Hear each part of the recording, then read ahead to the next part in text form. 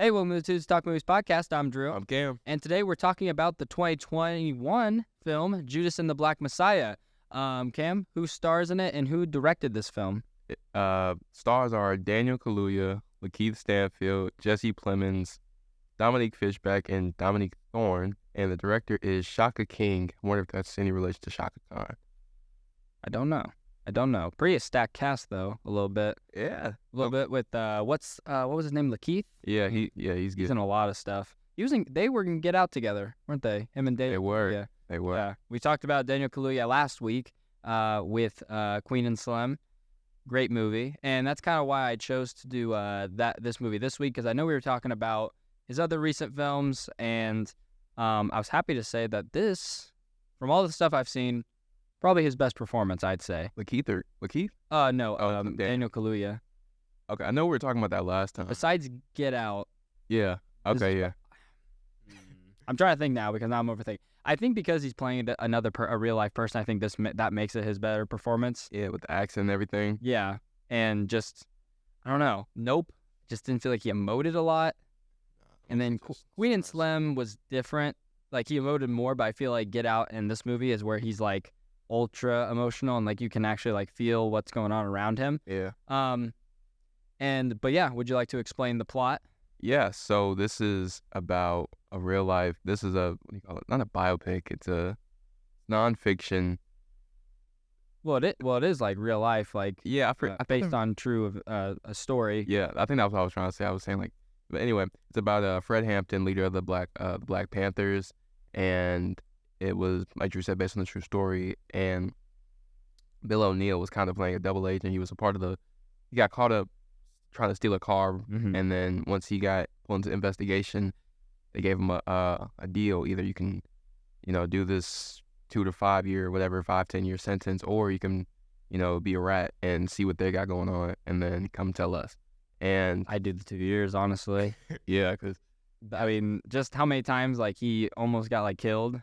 Yeah. Over the span, and how long like that, because I don't remember how long the beginning to the end is. I mean, it's got to obviously be like a couple of years.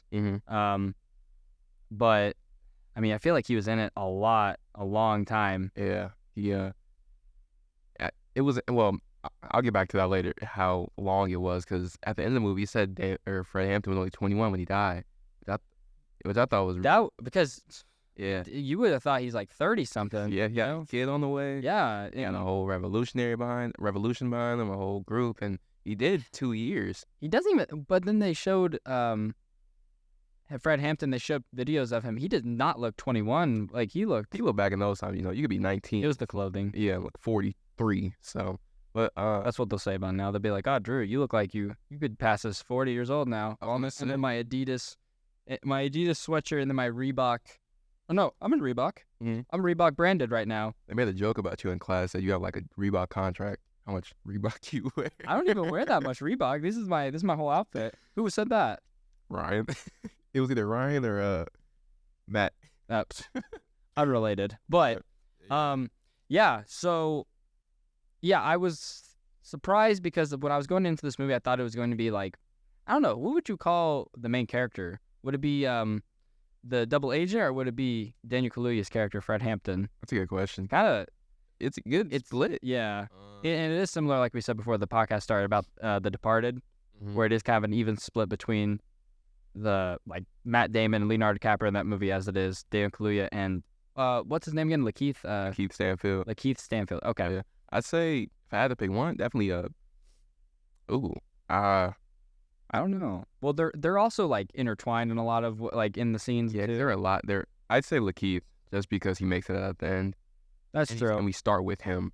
That's true. So, yeah, but it is a good even split. I know, and I was glad to see Lakeith Stanfield actually get. I don't know. I feel like he's a lot of side characters in some movies. Yeah. Like Get Out, he was pretty much a minor role, I would say. He was still important in the movie. Excuse me, but and then other films like the one with, I'm blanking on it, but it's with Brie Larson, unrelated. But other than that, like, what movies has he been in? He was in Uncut Gems. Yeah. for a small role. Yeah. He was The Harder They Fall. That was a good one with Idris. He was in what is it? Sorry to Bother You. That was a really good one. That was one of the main characters in that one. he was the main one.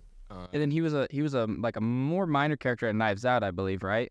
He was like one of the detectives. Yeah, he didn't have a big one. So I was glad to see that he was actually like in like a starring role by himself, or not by himself, but like one of the leading roles for once.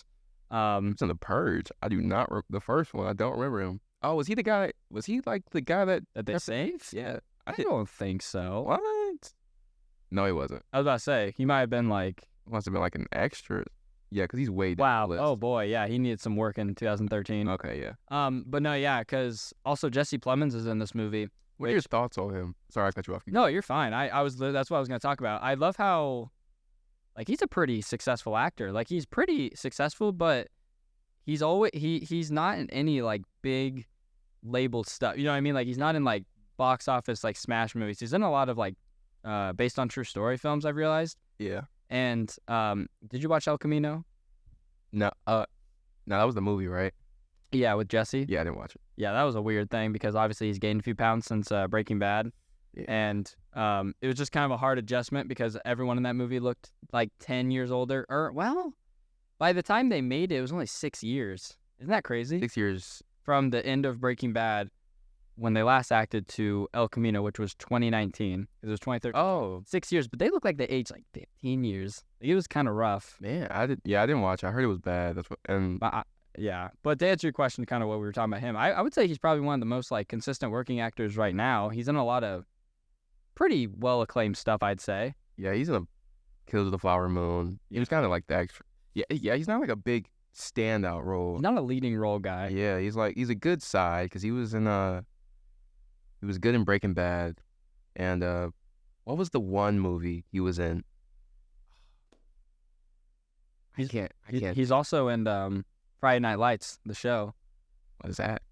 Football. Yeah, nah, man. Then that's I'm looking at the trailer or the cover right now. That does not look like a football movie.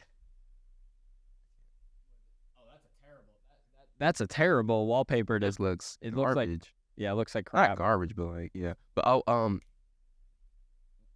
what was the one movie? I'm thinking of Ending Things. He was in that. That was a really weird twist. Have you seen that? No, I need to on Netflix. Yeah, I need to watch that because I've heard it's really good. But yes, but back to what are we talking about? I don't know actually. I think we were talking about Jesse Plemons. Yeah. But yeah, no, I liked him in the movie because he had a weird relationship with Lakeith's character. It was kind of like he was nice to him, but like you could kind of tell that he was really just wanting information from him. Yeah. And then once him giving the information was like put into question, he started to get a lot more stern. You kind of got to see more about how it was just like, well, like I'm a cop who needs something from you. We're not friends, kind of thing. Yeah. Which is kind of sucky because you can get confused off of that too because once he gives him the car and they have dinner and stuff and they invite him to his house, you kind of think it's gonna be like one of those two-sided relationships. But towards the end, when they come to conclusion like we want to kill him and put the whatever in his drink or blow up, or when he asked for the sketch of his house, yeah, that's when you really realize like, oh, this is still a business at the end of the day. Yeah, and when that scene in particular, like I didn't know. Sorry, I'm sniffing a lot. Allergies. I didn't know the history of the Black Panther Party. I didn't know anything about it. My God, it was crazy because they're saying like, oh, it's a war. God, yeah, it was. Jesus Christ, like it was, like when they're like barging in, shooting people, and especially that end when. I mean, I'm not gonna say spoiler because it's like real life, Okay. but when they kill or Lakeith poisons Deo Kaluuya, Fred Hampton, Yeah. and they just go in and they just shoot everybody, just unload, and it says in the final credits like the people in that house shot one bullet, they shot 99 from the cop's side, but everyone inside was arrested for like for attempted murder. Yeah, that is nuts. Yeah, that's great, and I thought they were gonna kill the wife at first, and I was like, that's crazy. They said they came out with 7 survivors. Where were they? Yeah, the ones who got shot. Yeah, oh, it's like leg shots. Yeah, but I definitely thought they were gonna kill him. I'm surprised she made it because she was on top of him, like protecting him. She's lucky she didn't get grazed. What a lady, man. And the way I know we just jumped straight to the end, but like that scene in particular where they're just like, oh, I think he's gonna make it because his eyes are kind of like twitching. Yeah, twitching like he's asleep or whatever, and then they just shoot him, and it's a good shot because it's like the wife is like in focus, like right next to the camera, and in the background, out of focus, and you can see them shooting him. Oh my gosh, that's crazy. Two in them. I forgave him. They shot him twice. I know, and I just I don't know. Like any time that it showed like the police officers, I just hated them. Yeah. And I don't know. I don't know if that's an accurate depiction of how they, like, obviously their actions speak to that. How they like kind of, I don't know. It was like the 70s, but they were acting like they were like in barbaric times where they were, just knocking down doors. But it's like, good God. And I don't know. It's a tough thing because it is cops against the Black Panther Party. Like it's like because they called them the pigs and everything. And it just got so out of hand. Like just violence. And this was in what Chicago, right? Yeah. Jeez. Yeah. Because I didn't know this. I knew nothing about. I knew Black Panther obviously Party was like a thing. I knew like kind of what their intentions were, but I didn't know the extent to how they were like doing it. Yeah. I know how the cops were, combating that in the not a very effective way. I mean, I guess in their interest, I guess it's effective, but not in the great moral way. Yeah. I know a little bit about it. I'm not big on history. I was never a history kid, not even though I just was never a big history guy. But it was cool hearing them name drop some of the places, Peoria, that's not. Yeah, because the cop from the beginning, I think, was from Peoria. Yeah. Matt Toon, Charleston. Yeah, I'm from Charleston. Went to EIU. That would have been a weird thing. Yeah. There's something that goes down in Charleston to make someone happen in the movie. You should make something happen in Charleston. I don't think anything's gonna happen. Well, the strike happened. Can we even actively talk about that in here? Well, I guess it happened. Yeah, we had a strike last year. We'll make a movie about that. The most boring movie. Yeah, the most boring movie. It was like 4 days of just standing. Man, I went out there every day. I think it was like, how long was it? It was like 6 days. I went out there every day. Hot. Yeah, because it was like April.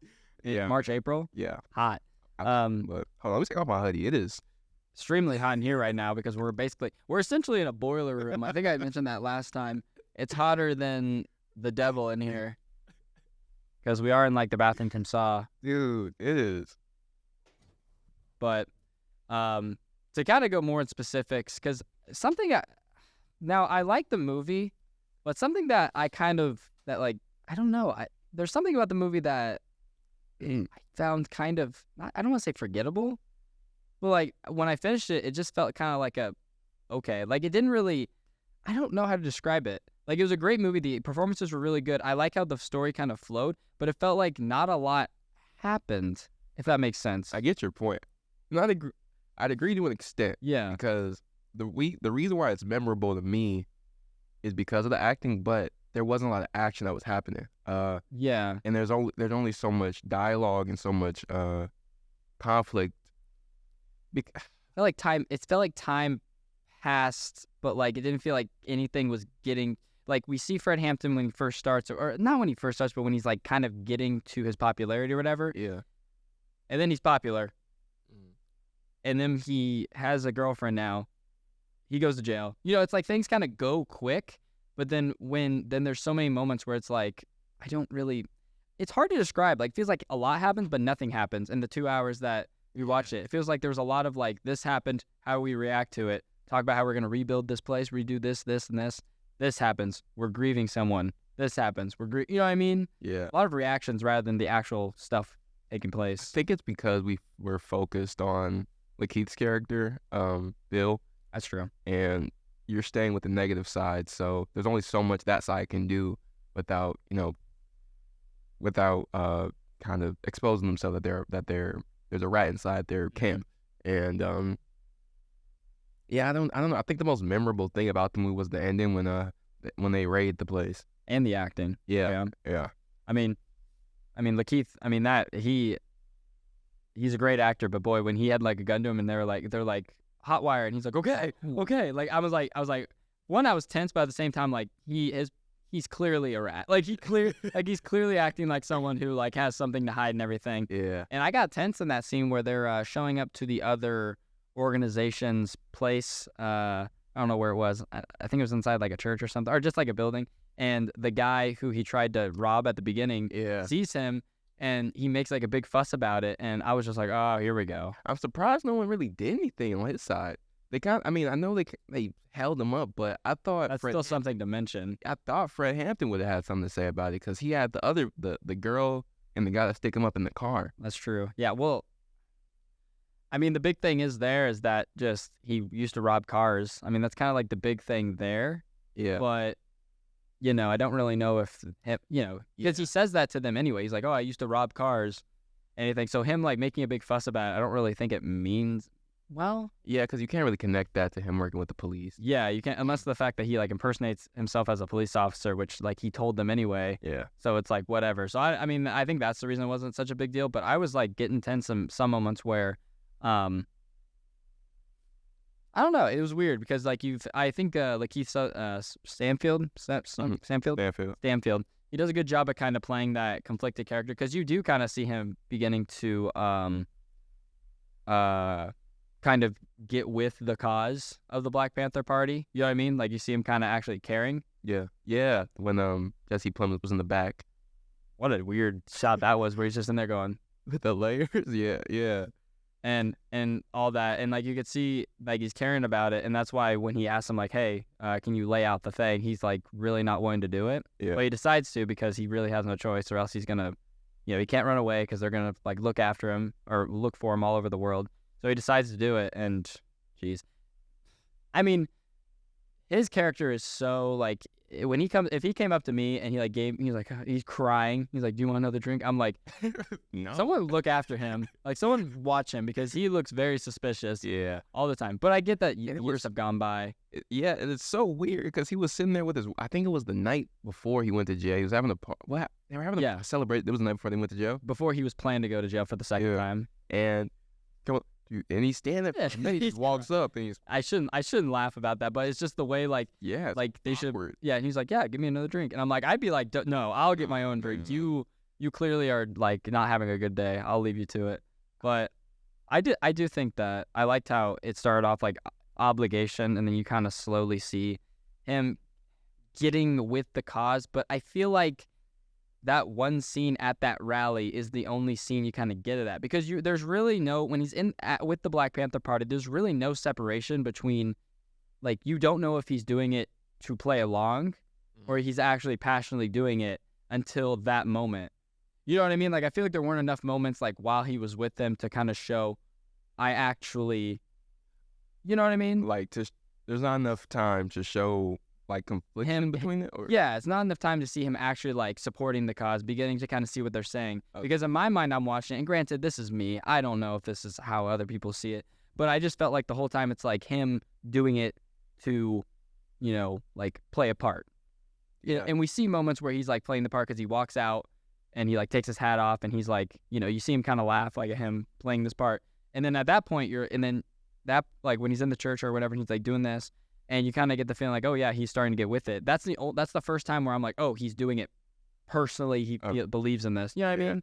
I think it's because you see him go back to Jesse Plemons' character so much and have things with him, and because there's not as much emotion with it. That you see him at the organized or the headquarters, just walking around talking casually. But I guess when there's no passion or no real action and emotion with it, you can't really get that. You can't get the sense like, oh, that he might be playing too much on that side. Yeah. But I guess you see it with his interactions with Jesse Plemons' character. Like, the first time it's strictly like, okay, you're going to pay me, right? Second time it's like you can see it's not as like tense. Mm-hmm. And then the third time it's like he's really tense on giving him the blueprints because he doesn't want to do it and everything, which, I mean, I still can't believe that that's like, because were the Black Panther Party labeled as like terrorists? Is that like how like the police were legally able to just kill like people in there?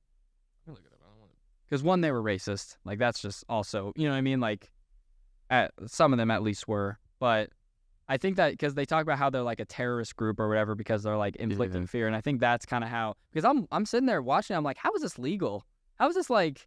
Yeah. Like, how are they allowed to do this? And I think that's what. Google isn't giving me the box right now, so I don't want to. Oh, okay. I think that's what they said in the movie, that they're like being essentially terrorists in that way. I think so, because when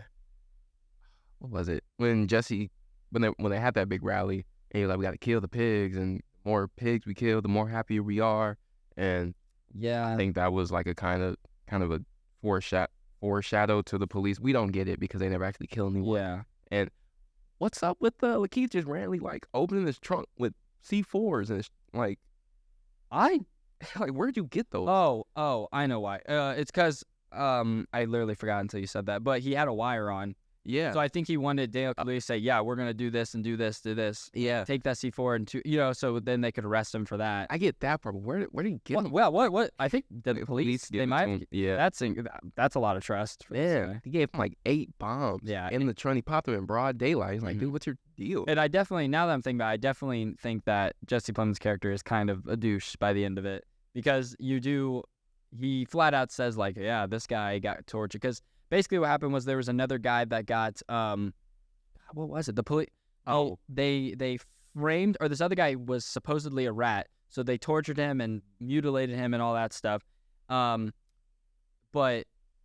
a rat killed him, right? Yeah, the guy that died wasn't actually a rat. He got killed by a real rat. Yeah, and he's in. Oh Jesus, what was the thing? Because now he can move from one thing to the next. That was the reason they did that, so like he could give them intel from this place to this place to this place. But I don't remember what that was. It's like the guy who killed the supposed rat.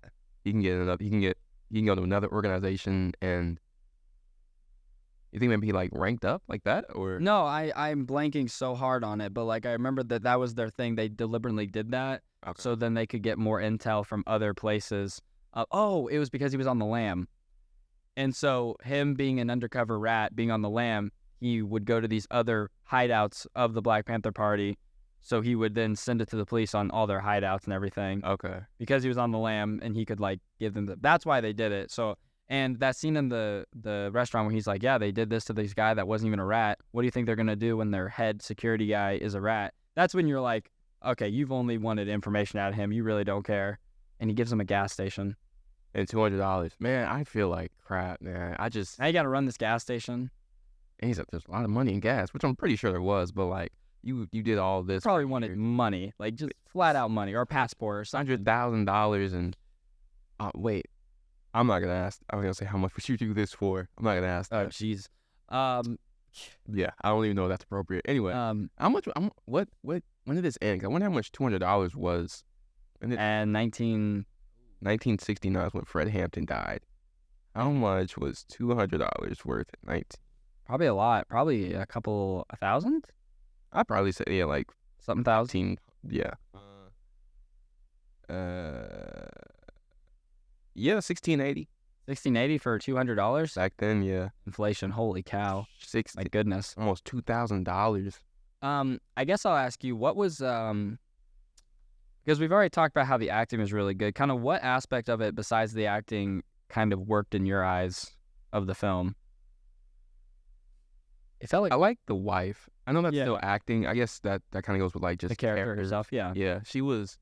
I like the build up with that. It wasn't too fast nor too slow, and it wasn't forced either. I think with a lot of movies, mostly with kind of action movies, you feel like the love part is kind of forced. Yeah. And there wasn't excessive sex in it. I know in Queen and Slim they had like that really in the car. That was just overdoing it. But wow, I liked her because she seemed I don't know, it just seemed normal. And they met casual. Yeah. Yeah. And the dialogue's really good between them too. Yeah, and I liked how she just seemed like she really cared when he was talking about going out and willing to die for everyone, and then you can see her kind of like tearing up, like, oh man, my, the future husband or my child's father is talking about dying while I'm still like having his kid in me right now. So she's scared, and they kind of have that talk afterwards. So I liked her. No, yeah, I think her and Daniel Kaluuya. Kaluuya. Yeah, I'm terrible at pronouncing names. I think their chemistry was actually pretty good. I think, and it goes back to them both being really good actors. I think, like I said earlier, Dan Kaluuya's character feels a lot more. This is this movie that I feel like is a lot more nuanced than his other ones. I feel like, you know what I mean? Yeah. I feel like there's a lot more like things going on. There's a lot more to his character than other performances that I've seen from him, which is really good. I think that, and it's not that I don't think he was a bad actor in the other movies. I just feel like it was a lot of this emotion is how he's feeling right now. but this one there, it was the character that pushed it. You know what I Yeah. mean? Not like the situation, but the character, Yeah. which really worked. I was also, like you said earlier, he was only 21 when Fred Hampton died. I thought that last like credit things was like crazy because what was the undercover Bill? Yeah, they did a documentary of him during the 80s, which aired in like the 1990 or something like that. Yeah. I forget what it's called, and something part 2. Eyes on the Prize too. So, yeah. Yeah, and so where they got to. it aired, and then he killed himself that night. Yeah. Which that's crazy. Yeah. That's nuts. I mean, that's just sad, and I wonder why, because he knew that kid too.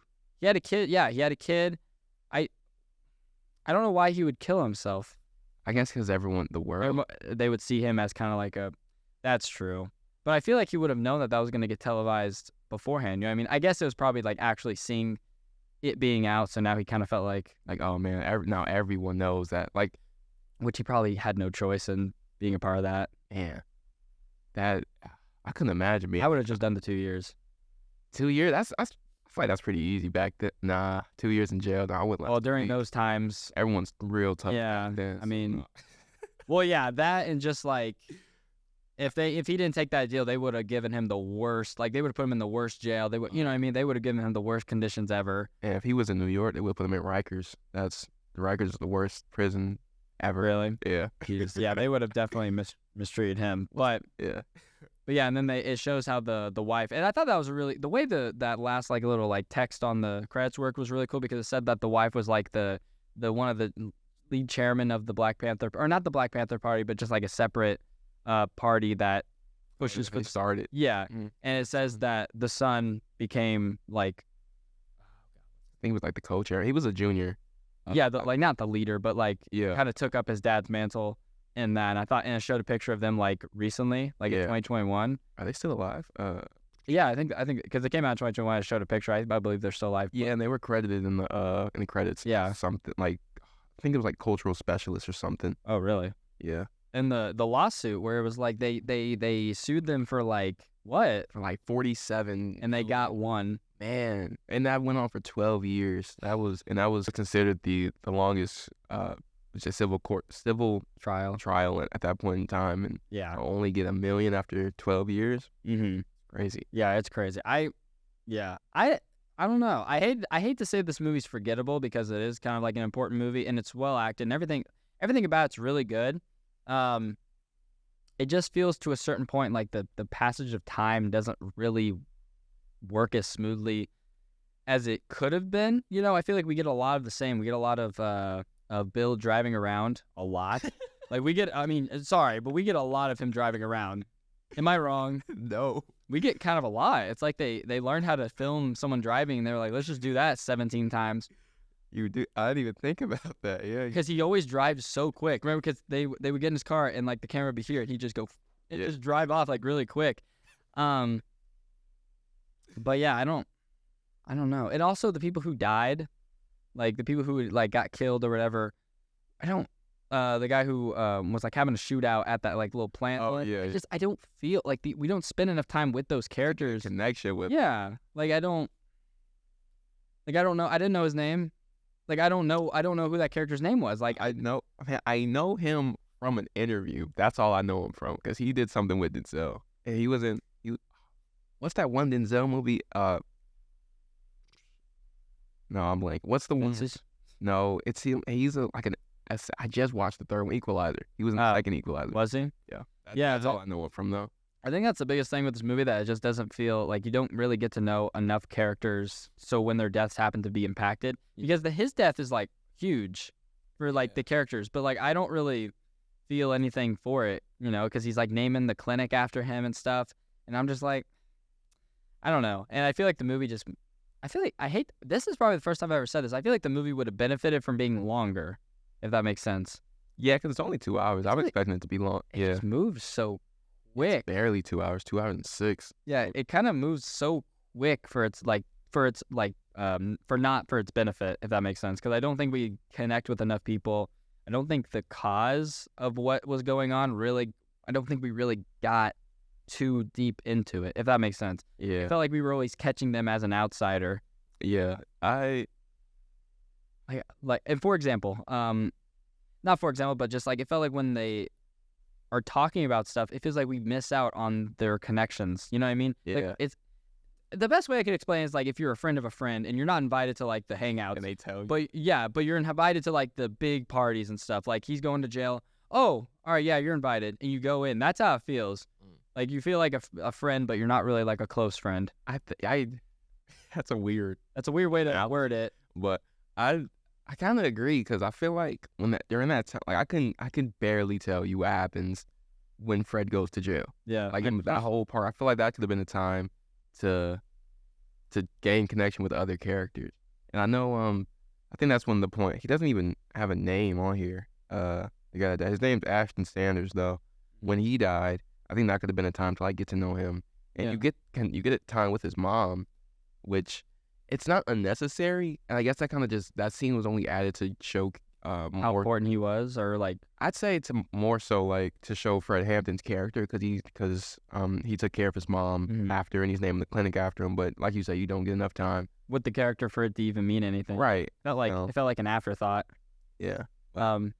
That's my biggest gripe with it. And like if I was to rate it, I'd probably give it a 3.5 probably, or a 3 out of 5 probably.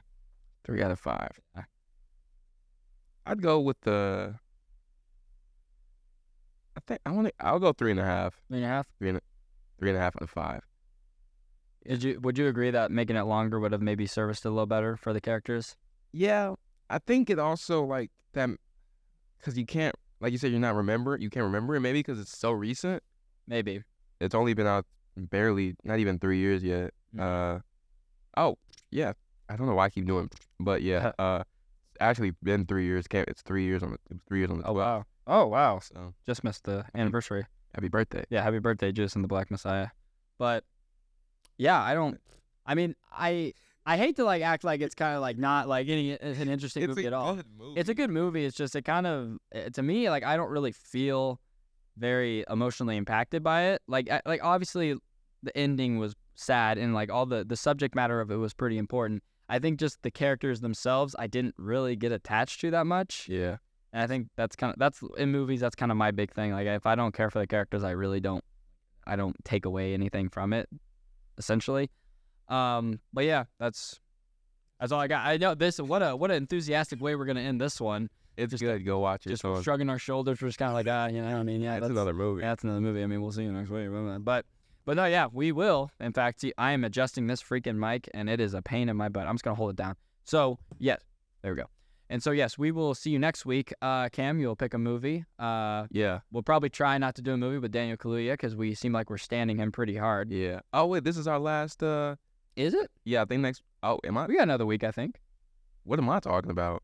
We got one more. What am I? Why? I think this was. I thought. Well, it's because when we aired the episode, like we filmed it in January, but then it aired on the first day of February. So we're basically doing 5 weeks. Oh, 1, 2, 3, 4. 5. Okay. 5 episodes. Yeah, that's what.